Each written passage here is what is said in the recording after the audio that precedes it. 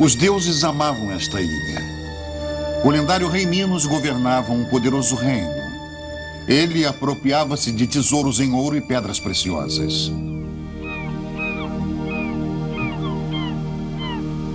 A costa da ilha parecia intransponível e seus portos seguros. Uma grande cultura florescia. Seu povo vivia na abundância. Aqui eram construídas majestosamente à luz mediterrânea as primeiras cidades da Europa. E a terra fértil assemelhava-se ao paraíso. Nenhum inimigo ameaçava aquela paz. De repente, os elementos se uniram para destruir aquele mundo feliz. Disse que a terra se abrira.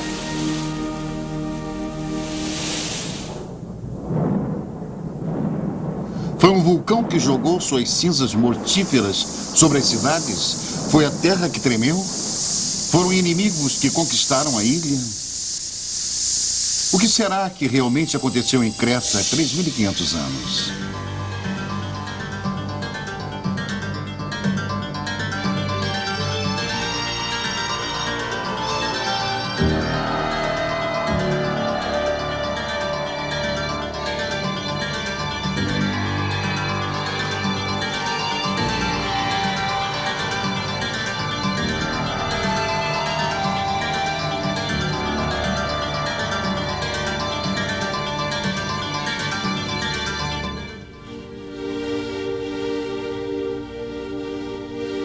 Uma revolução técnica transforma o mundo.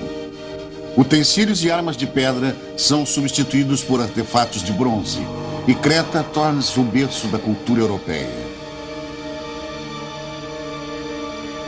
Zeus, pai de todos os deuses, gerou o primeiro rei de Creta, Minos, com a princesa Europa, a qual ele raptara tomando a forma de um touro.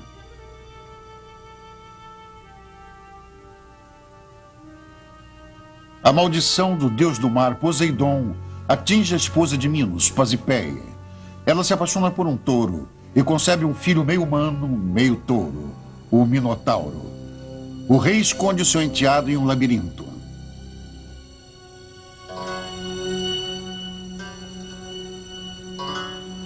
Minos exige da subjugada Atenas sacrifícios humanos para saciar um monstro canibal.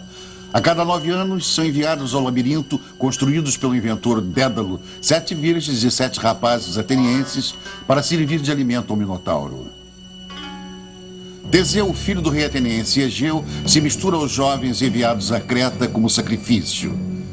Ele planeja matar um monstro e, ao retornar, içar velas brancas em sinal de sua vitória a seu pai. Se ele fracassasse e morresse, a frota retornaria com velas negras.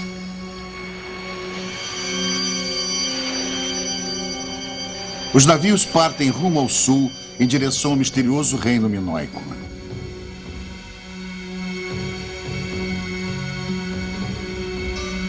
Os atenienses escolhidos para o sacrifício pisam em solo cretense. Liderados por Teseu, o caminho que os leva do porto ao palácio real de Knossos lhes parece interminável. Quantas vezes já passaram por aqui jovens como eles, com o mesmo destino cruel pela frente?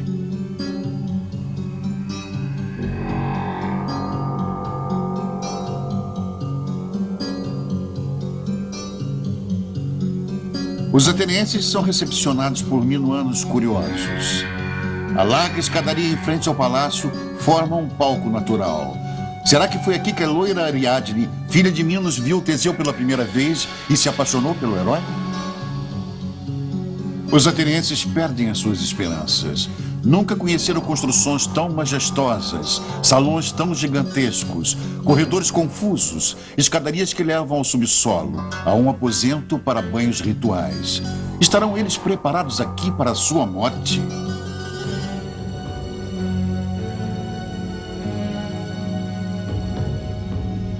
Na manhã do sacrifício, os jovens atenienses são guiados em procissão festiva ao labirinto, do qual ninguém jamais conseguiu escapar com vida.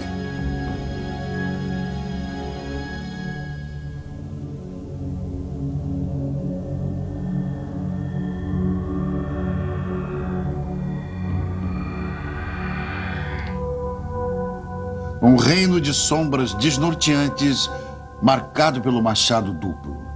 A palavra labirinto vem do grego arcaico labriske, que significa casa do machado duplo. Aqui o terrível Minotauro, sentado ao trono, esperava as suas vítimas. Ninguém consegue lhe escapar. Seu bramido de touro humano paralisa os atenienses. Porém, seguindo o conselho de Dédalo, Ariadne deu ao seu amado Teseu uma espada encantada e um novelo de lã vermelha. Destemido, ele mata o Minotauro, meio-irmão de Ariadne, e seguindo o fio vermelho, encontra o caminho para a liberdade. Os atenienses partem com Ariadne a bordo e param em Naxos para descansar. O deus Dionísio, com ciúmes, embriaga Teseu para roubar-lhe a jovem noiva. Pela dor da perda de Ariadne, Teseu manda içar velas negras. Egeu, o pai de Teseu, vê as velas negras se aproximarem e, profundamente desgostoso, se atira de um alto rochedo ao mar, que é chamado desde então de Mar Egeu.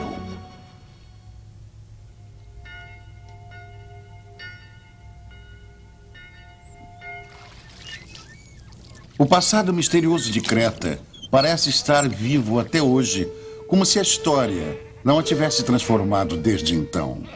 Já na Era Dourada de Creta, as florestas tinham sido derrubadas para fornecer madeira, navios e palácios. A paisagem pertence aos rebanhos. Eles dão carne, leite, couro e lã.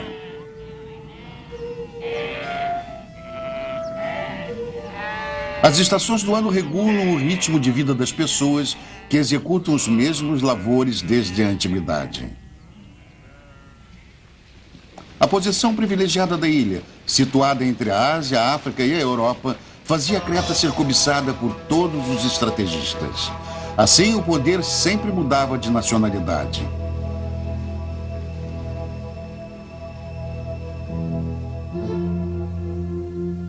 Romanos, bizantinos, árabes, venezianos e turcos deixaram suas marcas. Somente no início do século presente, após a libertação de Creta do Império Otomano, os arqueólogos começaram a desvendar o passado cretense. O inglês Arthur Evans, com a ajuda de 150 colaboradores, conseguiu desenterrar em Knossos 1.500 aposentos entre salões, corredores e pátios, todos pertencentes a um único complexo arquitetônico, o Palácio Real. O desenho arquitetônico é tão desnorteante que Evans tem a certeza de ter descoberto o labirinto do Minotauro. Ele tenta, com muita imaginação, reconstruir os edifícios soterrados. Cimento e pedras substituem as colunas e os telhados originalmente de madeira destruídos pelo fogo. Desta forma, a cultura perdida vai sendo lentamente recuperada. Somente com a técnica da computação gráfica nos é possível imaginar o tamanho e o esplendor desta construção. Por portais imponentes se chega à área interna do palácio. Ao redor do pátio central estão agrupados os prédios de representação, religião, administração, abastecimento, tesouraria e oficinas. Aqui se encontra o centro do poder do reino minoico. Os cretenses parecem não temer nenhum inimigo. Ao redor deste centro não existe nenhum muro protetor. Os homens em Knossos demonstram autoconfiança e dignidade. As mulheres exibem elegância e joias.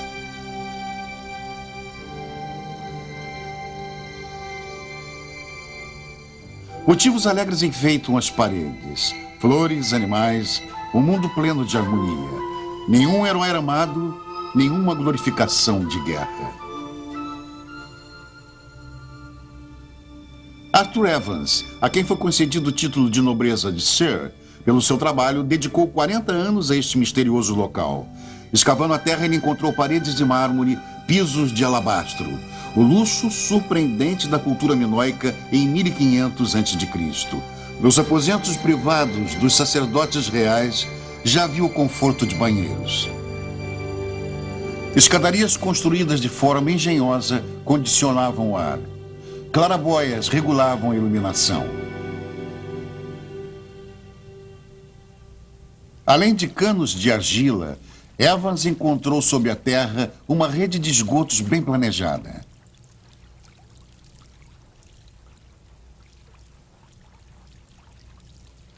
A água da chuva que se acumulava nos pátios do palácio era canalizada e desviada para fora do palácio.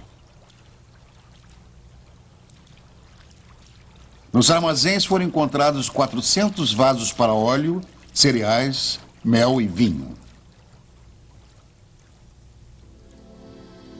Esta figura de argila foi encontrada em uma câmara de tesouro subterrânea. Será uma sacerdotisa com serpentes sagradas ou a deusa da fertilidade?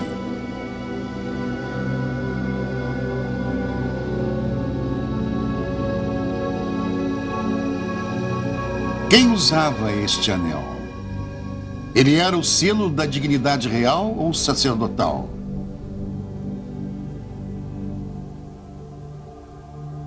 Enigmático também é este trono de alabastro.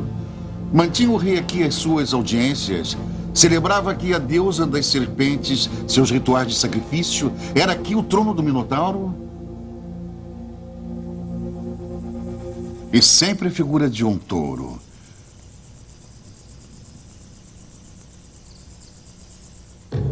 Esculturas gigantescas de chifres taurinos estão presentes em sítios religiosos.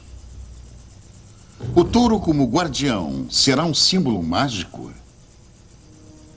Um dos mais preciosos achados feitos em Knossos também representa um touro, com chifres dourados e olhos de cristal de rocha. Será ele a imagem de um deus que os cretenses idolatravam e que somente a mitologia grega transformou depois em monstro? Este afresco demonstra isto. Ele conta a história de jogos perigosos com este forte animal. Acrobatas destemidos praticam um salto sobre o seu lombo.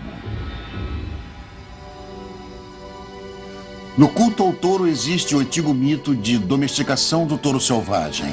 O homem subjuga a natureza. Desde os primórdios, a força do touro simboliza poder divino. E o homem sempre mediu suas forças com este animal.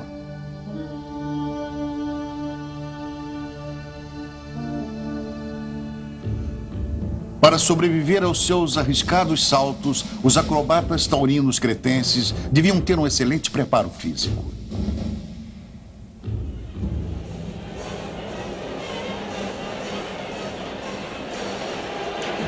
Na Espanha, reminiscências do culto ao touro permanecem até hoje. Porém, a carnificina amplamente aplaudida na arena já perdeu quase toda a referência à origem. Não se trata mais de um encontro com o divino. Trata-se apenas da destruição de um animal. Quando o touro e o toureiro se encontram, o animal já está tão enfraquecido que não tem mais nenhuma chance contra o experiente matador. O final sangrento faz parte do programa.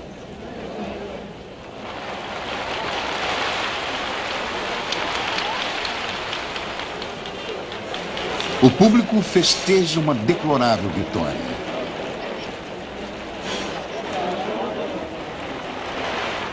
Mas o touro ferido é perigoso.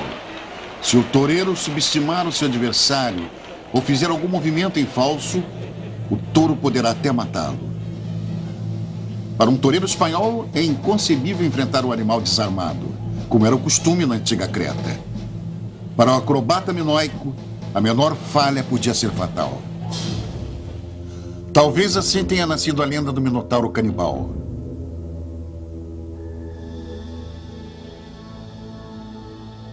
A riqueza natural de Creta e uma política econômica bem estruturada fizeram o comércio florescer. Uma frota poderosa de barcos à vela com remos atravessava o mar em direção ao seu rico vizinho do sul, o Egito. Os comerciantes minoicos subiam o Nilo até a lendária cidade de Tebas.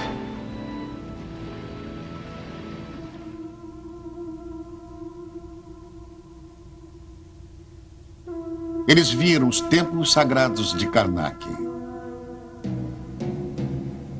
e ficaram impressionados com a imponência dos gigantescos pórticos. Os imensos palácios de suas cidades de origem, Knossos, Festos, Malia e Catos Acros, eram bem menores.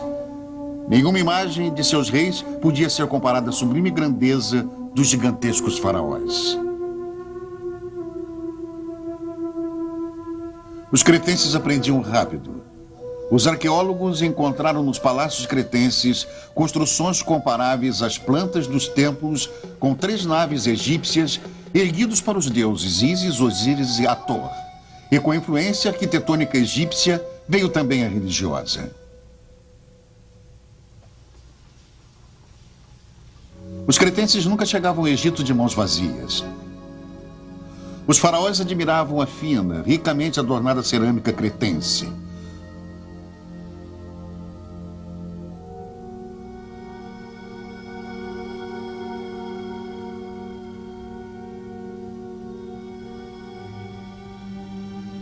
Os cretenses eram chamados de Keftiu no Egito. Eram respeitados e queridos. Eles não vinham com navios de guerra, não queriam pilhar, e sim fazer comércio. O nome de Creta desaparece repentinamente dos antigos papiros escritos pelos historiadores egípcios.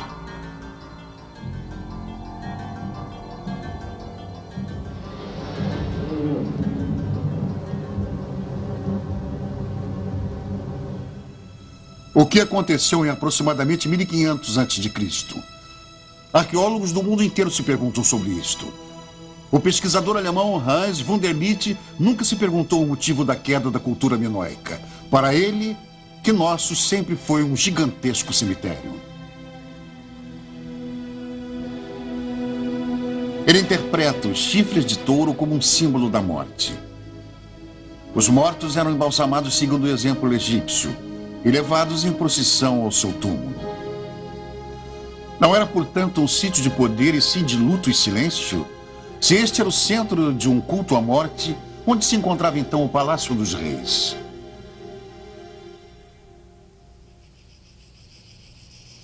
Hoje a tese de Wunderlich está ultrapassada.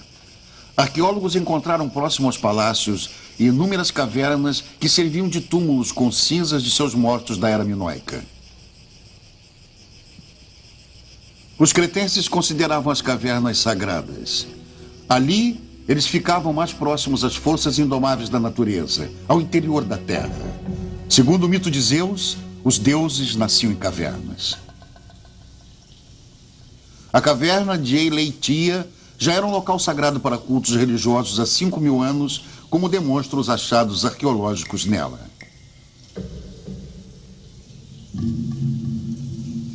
Na gruta de estalactites, à luz do facho, vê-se cacos de tigelas de sacrifícios dedicados aos deuses há milênios. E os achados nos provam, também a deusa das serpentes era adorada aqui. Esta estalagmite, um símbolo fálico de fertilidade, encontra-se no centro deste local de adoração. Um muro baixo circunda o santuário. Uma lenda se mantém até hoje. Mulheres grávidas teriam tocado a pedra com o seu corpo e orado, pedindo por um parto sem complicações.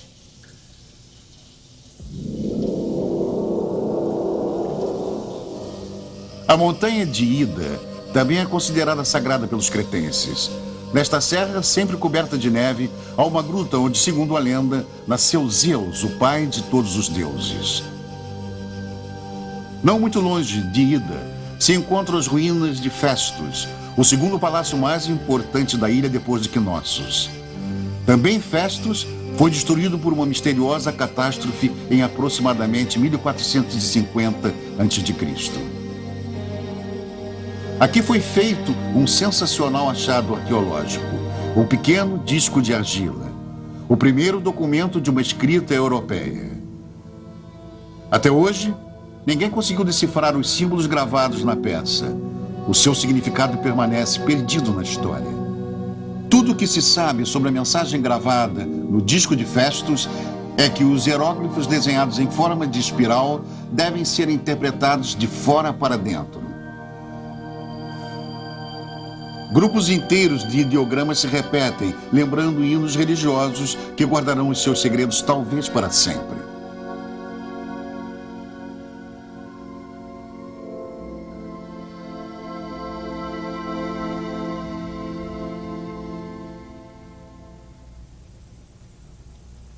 Outro achado arqueológico feito próximo a Knossos nos permite conhecer melhor os rituais religiosos minoicos. Relatórios das escavações reconstroem eventos estranhos que ocorreram neste primeiro templo encontrado em Creta.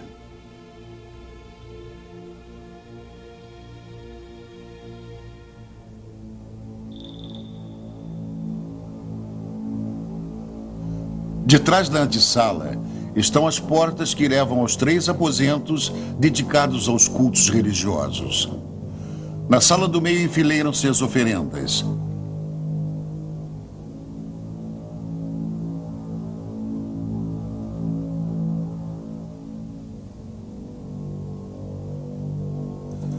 Os escavadores encontram ossos de animais entre elas. Sobre um pedestal ante a parede do altar, há 2 pés de barro, provavelmente a base de uma estátua de madeira que foi queimada representando alguma entidade divina. Mas como era a estátua? Era para a deusa das serpentes de Knossos?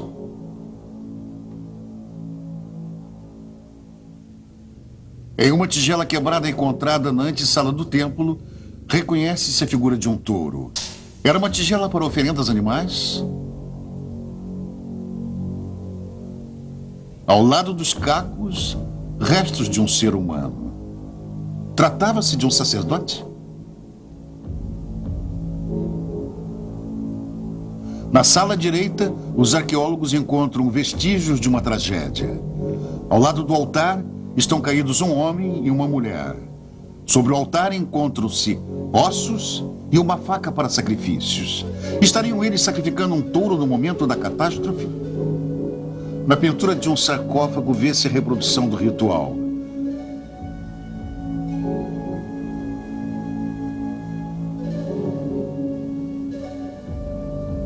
Enquanto o touro está amarrado ao altar, a sacerdotisa o sangra, fazendo-lhe um corte na artéria carótida. Seu sangue é assim recolhido em uma tigela. Mas neste templo não se trata de sacrifícios animais. Alguns patologistas constataram que os ossos encontrados sobre o altar pertenciam a um jovem rapaz. Mas por que sacrifícios humanos? O que os deuses deveriam dar em troca? De nada adiantou. Um terremoto fez o templo ruir, soterrando sacerdotes e vítimas sob os escombros.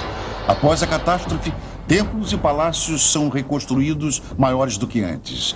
Mesmo assim, o reino minoico desaparece. Por quê?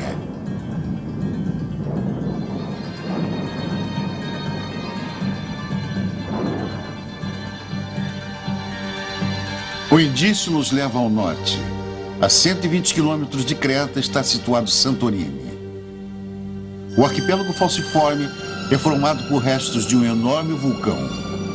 No momento de sua erupção, ele deve ter literalmente explodido, jogando quantidades inimagináveis de lava pelos ares. Na Terra formou-se então um vácuo, quebrando a ilha ao meio. A água do mar invadiu a cratera, formando o arquipélago, como conhecemos hoje. O vulcão permanece ativo, formando novos cones eruptivos. A tranquilidade é enganadora, pois a qualquer momento poderá haver uma nova erupção.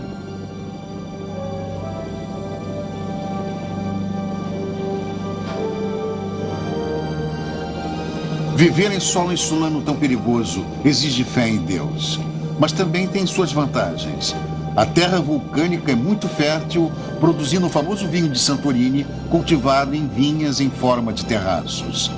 Os visitantes do mundo inteiro que aqui chegam não vêm em busca de sinais de destruição, e sim para conhecer os povoados pitorescos situados à borda de uma cratera circundada pelo mar. Após um forte terremoto em 1956, os povoados foram reconstruídos. O alegre presente de Santorini contradiz o seu terrível passado soterrado na ilha. O arqueólogo grego Espiridon Marinatos descobriu na península de Acrotira, em Creta, no ano de 1967, soterrada sob uma espessa camada de cinzas, uma cidade da Era do Bronze. Há 30 anos há escavações na área. Constatou-se que Acrotira era uma colônia cretense e o seu trágico fim foi um golpe de sorte para os pesquisadores, pois as cinzas protegeram e conservaram toda a sua cultura. Cozinhas e oficinas nos contam o dia a dia de seus habitantes. Cereais e caroços de azeitonas foram encontrados em jarros e tigelas. Porém, o trabalho entre paredes desmoronadiças é perigoso.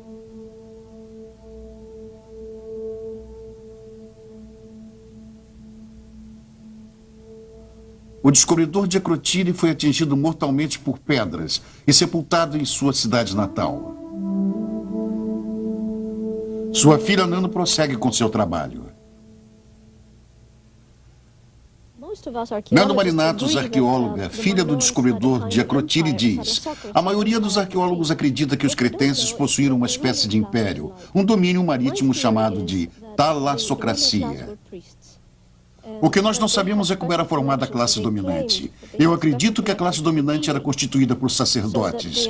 Eles tinham, ou melhor, eles afirmavam que tinham uma relação especial com os deuses. Eles apareciam em público vestidos de deuses.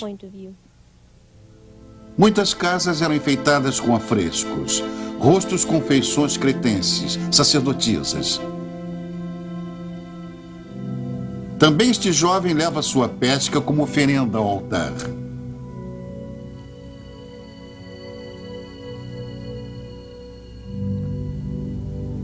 A brilhante cultura se perde sob o caos. A terra treme. Paredes e escadarias são esmagadas pelas forças da natureza. Depois, a erupção do vulcão.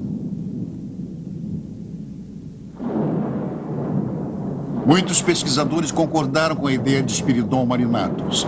O primeiro a afirmar que o vulcão de Santorini fora o responsável pela destruição da cultura minoica em Creta, em 1500 a.C.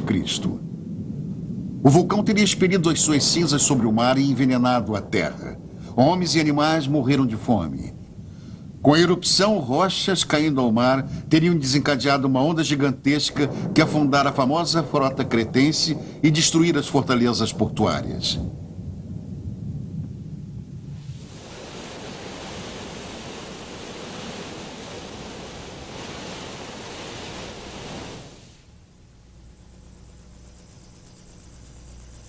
Dois pesquisadores que contradizem a tese de Marinatus são os geólogos alemães Hans Pichler e Walter Friedrich.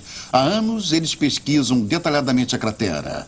A camada de cinzas e pedra-pomes que cobria a Akrotiri tinha 60 metros de espessura. A última grande erupção na Era do Bronze expeliu rochas como esta. As pedras narram a história quando se sabe interpretá-las como geólogos.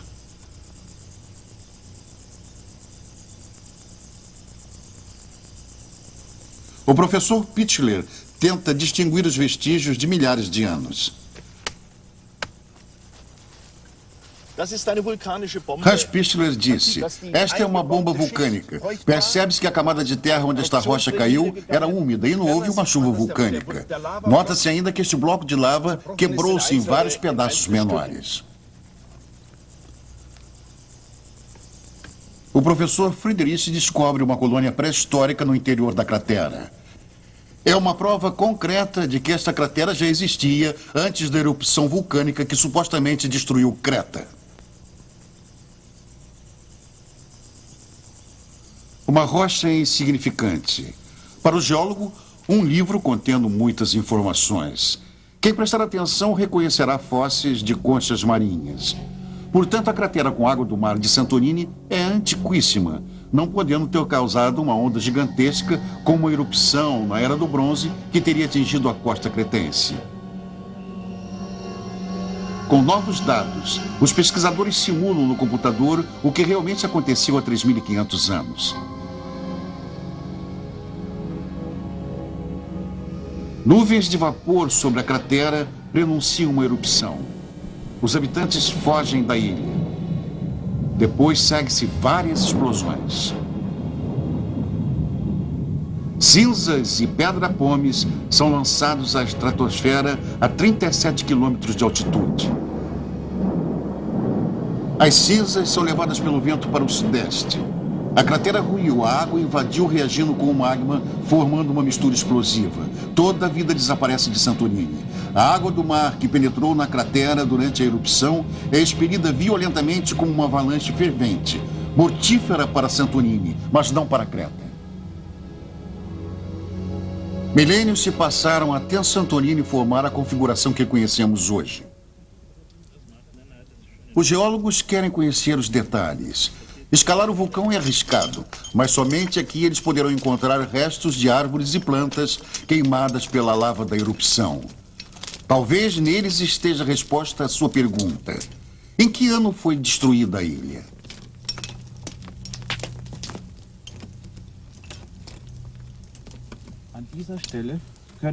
O geólogo alemão Walter Friedrich mostra: neste local podemos retirar carvão vegetal da pedra vulcânica e enviar ao laboratório para análise.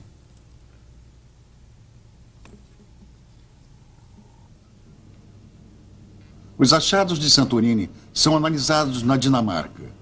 A complicada procura por vestígios das peças exige uma tecnologia moderna com métodos de análise sofisticadamente exatos. A análise C14 é assim denominada por causa do carbono radioativo 14. Pelo tempo mensurável da sua destruição, pode-se descobrir a idade dos tecidos orgânicos. A única exigência para esta análise é que se tenha bastante material colhido para o teste. Este não é o caso dos achados de Santorini.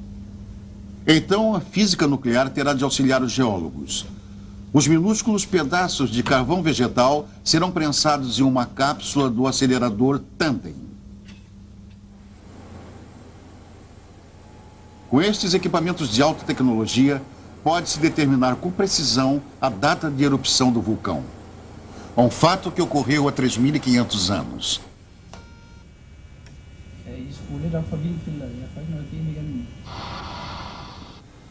Um laboratório subterrâneo no Instituto de Física Nuclear de Aarhus, na Dinamarca, isolado por altas paredes de concreto. Aqui será feito o teste. É dado o sinal para o início. De um campo magnético poderoso, são liberados elétrons que são dirigidos por um sistema de tubos até a cápsula e se chocam com um pedaço de carvão vegetal. No embate, a matéria é desintegrada e o computador mede com exatidão os átomos de carvão liberados. Os geólogos têm as suas suspeitas confirmadas. O vulcão irrompeu em aproximadamente 1650 a.C., 150 anos antes da tese dos historiadores. Consequentemente, o vulcão de Santorini não pode ter destruído Creta. O mistério do desaparecimento da cultura minoica persiste. A milhares de quilômetros ao norte, no gelo eterno da Groenlândia, será encontrada a prova definitiva que confirmará os resultados dos testes dinamarqueses. Aqui neste planalto a temperatura nunca sobe além de 0 graus. Camada por camada de neve são prensadas com o passar do tempo, formando gelo. 7 países europeus mantêm aqui o Centro de Pesquisas GRIP para desvendar o mistério do passado. A grossa camada de gelo da Groenlândia, com 3.200 metros de espessura, será perfurada. Tempestades de neve e o frio glacial dificultam o trabalho dos pesquisadores.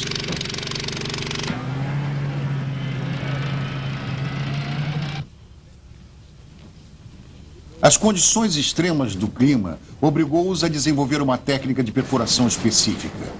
Em câmaras enterradas sob a superfície do gelo, a equipe técnica trabalhou durante 1 ano até atingir o solo sob o gelo. Os núcleos de perfuração retirados do gelo têm 3 quilômetros de comprimento e, com métodos complicados de análise, contam a história do nosso planeta. Mudanças climáticas, eras glaciais. Os pesquisadores podem acompanhar a formação da Terra durante 200 mil anos.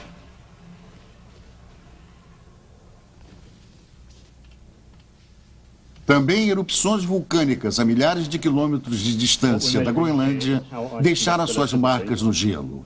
A neve ácida, detectada por sensíveis aparelhos de medição. O pesquisador inglês descobre o ano da erupção do vulcão de Santorini, 1644 a.C.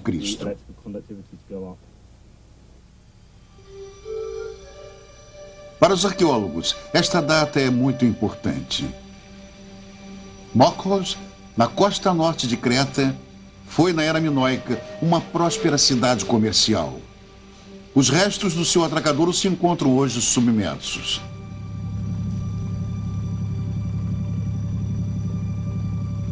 Numa pequena ilha situada em frente, trabalha há anos uma equipe norte-americana de arqueólogos.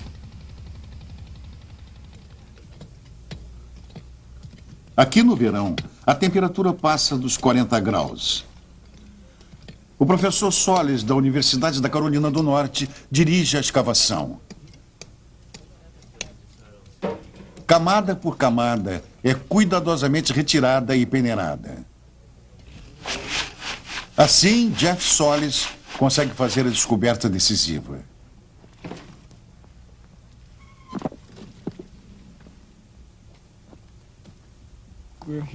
O professor Jeff Solis, diretor das escavações norte-americanas em Creta, explica-nos. Nós nos encontramos agora na casa C1, no aposento com a base da coluna. Quando escavamos o piso da casa, encontramos cerâmica do fim da Era Minoica. Podemos estabelecer assim a época da construção desta casa. Quando continuamos escavando, sob o piso da casa, encontramos esta espessa camada de cinzas vulcânicas de Santorini. Deixamos uma parte no local como foi encontrado para que as pessoas pudessem ver. A camada de cinzas tem no mínimo 10 centímetros de espessura e se estende sobre todo o solo debaixo destas paredes. Portanto, as cinzas vulcânicas caíram antes da construção desta casa. A importância desta descoberta é a determinação da época da erupção vulcânica de Santorini em relação aos estilos de cerâmica minoica. O vulcão deve ter irrompido no final da primeira metade da Era Minoica e introduzido o final desta era.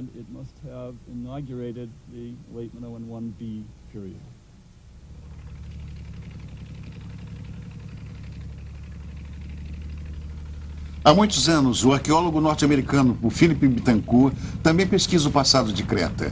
Ele descobriu em Psira uma colônia da Era do Bronze.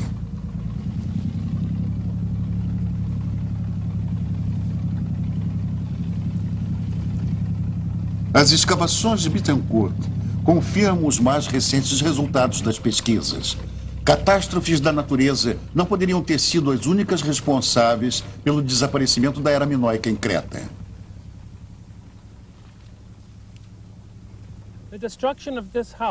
O arqueólogo norte-americano Philip Betancourt explica: a destruição desta casa na primeira metade da Era Minoica poderia estar relacionada com a erupção do vulcão de Santorini. Ela foi construída na metade da Era do Bronze e não aguentou até o final da Era Minoica. Sabemos que não foi destruída por uma onda gigantesca, mas é possível que o nível do mar tenha subido quando da erupção do vulcão. Terremotos também teriam sido prováveis. O prédio foi destruído violentamente e não foi reconstruído, o que era incomum em Psira naquela época. Em vez disso, construiu-se no istmo mais acima, mais afastado do mar, e utilizaram pedras bem maiores.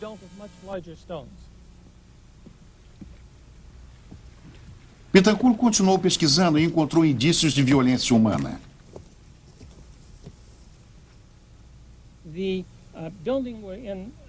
O professor Philip Betancourt prossegue. O aposento no qual nos encontramos vinha a ser a cozinha.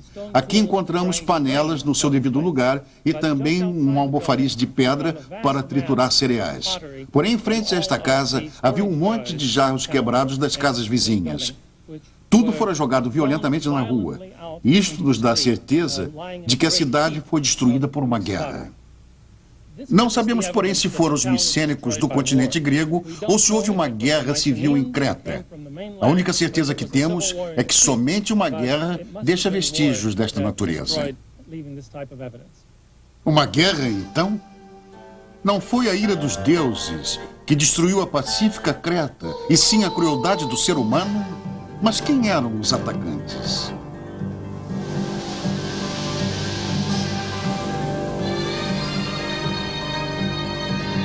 No Peloponeso, península em frente ao continente grego, fortificava-se um perigoso concorrente para os cretenses.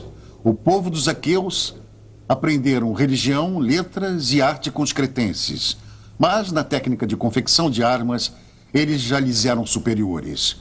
Pelas poderosas muralhas ao redor do palácio de Mecenas, reconhece-se a tribo guerreira.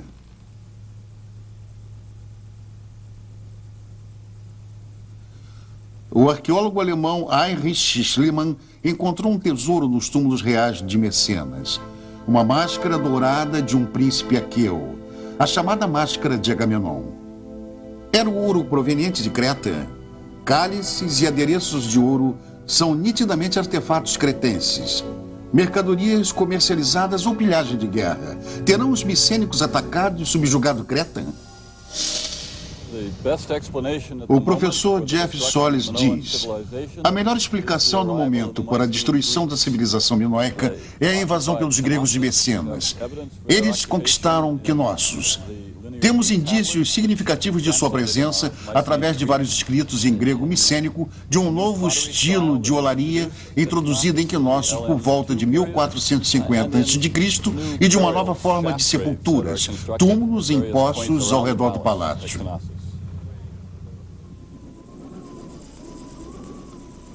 Arqueólogos encontraram vestígios dos aqueus na praia de Comos, na costa sul de Creta. Há 18 anos, o professor Joseph Shaw, de Toronto, Canadá, vasculha as dunas de areia. Raro como seus utensílios de escavação, é também o seu achado mais significativo: as fundações de um estaleiro de arquitetura micênica.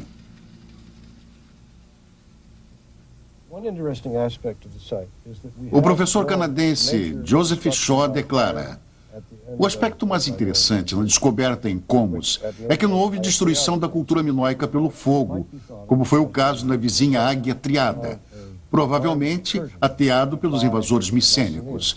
É como se os micênicos não quisessem destruir o porto de Comos.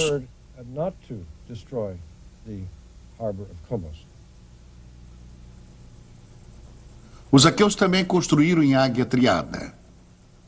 Esta grande escadaria levava ao mercado greco-micênico, onde cada comerciante tinha o seu próprio estabelecimento. Para a Creta da época, uma inovação mantida até hoje na estrutura dos mercados orientais.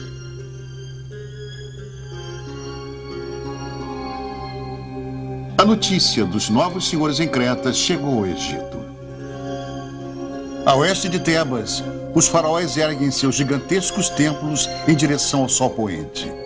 Os seus mortos, sepultados em câmaras subterrâneas, devem seguir a sua viagem para o além em companhia de seus tesouros. Afastados dos soberanos, porém na mesma área, eram também sepultados os altos funcionários do reino. Sobre estes túmulos existe hoje um povoado. Seus habitantes, à procura de tesouros, escavaram sob suas próprias casas e encontraram as câmaras dos mortos. O chanceler egípcio Hashmi-Re, quando ainda vivo, ordenou que seu túmulo fosse ricamente adornado com pinturas. Nos afrescos, distinguem-se embaixadores estrangeiros sendo recepcionados pelo próprio chanceler. Assim podemos ver hoje os comerciantes cretenses trazendo presentes valiosos.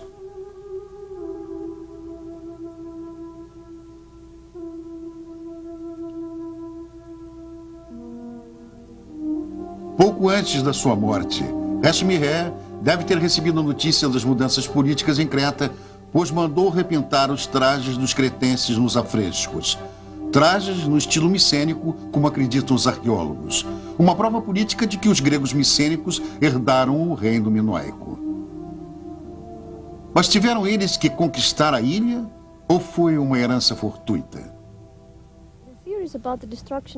A arqueóloga Nano Marinatos diz: as teorias sobre a destruição da Creta minoica foram mudando com o passar dos anos. Na época do pesquisador Arens e depois, pensava-se em causas naturais, como terremotos e a erupção do vulcão em Santorini. Hoje acreditamos mais em causas sociais que tenham provocado um colapso no sistema. Talvez a classe soberana, formada por sacerdotes, não tenha sido mais eficiente na execução de suas obrigações, perdendo assim a credibilidade de seu povo. Cristo Domas explica: todo sistema político que se desenvolve pela satisfação de necessidades e solução de problemas para a sociedade desmorona quando para de se desenvolver e não é mais capaz de apresentar soluções para o futuro. O melhor exemplo é a União Soviética. A arqueóloga grega doutora Nano Marinatos presume que os frequentes terremotos na era minoica abalaram o poder dos sacerdotes. Sacerdotes que nada podem contra catástrofes naturais perdem sua credibilidade perante os súditos. Doutora Marinatos concluiu que as catástrofes naturais contribuíram indiretamente para a queda do Império Minoico, induzindo consequências sociais.